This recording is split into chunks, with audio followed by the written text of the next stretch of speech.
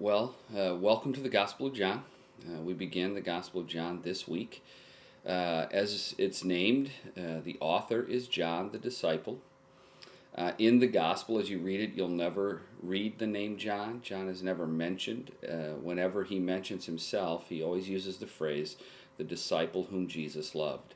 And so that'll be your clue to know that John is talking about himself.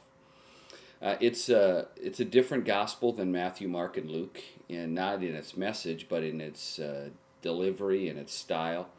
Matthew, Mark, and Luke are called the synoptics, which means they give a synopsis of Jesus' life. They give chronological, event-driven accounts of Jesus' life. The Gospel of John is more thematic. It deals with more a poetic view of who Jesus is. There's no Christmas story as such. John chapter 1, it gives a more poetic view. In the beginning was the Word. And so it's a little bit different. It deals more with themes, the themes of light and darkness, the themes of truth and falsehood. And so it gives a different feel. As you get into the first chapter of John, it's going to introduce two people to you. It's going to introduce the Word. In the beginning was the Word. That's John's word, logos, Greek word for Jesus. And he's going to describe how Jesus was God, is God, created things, all of those things, and how then Jesus came to live with us on earth. The second person you're going to be introduced to that's going to be very important is John the Baptist. And he's going to say there was one who came to talk about this logos, and that's John the Baptist, Jesus' cousin. And he's going to play an important role in the beginning of this gospel account.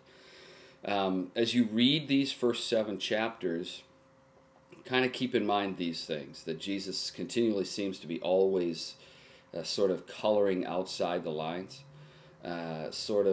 never allowing people to settle for the view they have made for themselves of who the Messiah should be. There's going to be people who think that the Messiah should be a rule keeper, and Jesus is going to break rules. There's going to be a group of people who think Jesus should be a miracle worker, but he's not going to just do miracles. There's going to be a group of people who have this idea that he's going to be a coming king with an army, and he's going to throw out the Romans, and he's not going to allow that to be the deciding view of him either. And so he's going to have interactions with all kinds of different people. He's going to be at a wedding. He's going to meet a woman who is lived a tough life. He's going to meet a religious leader who's confused about what life should be, what a relationship with God should be. He's going to feed 5,000 people. He's going to come into contact with all kinds of people, but he never allows himself to be pigeonholed or fit a mold, which I think is a great thing to keep in mind as you read the Gospel of John, that Jesus is maybe not who you think he is either. He is probably much, much more, and wants to be much, much more as well.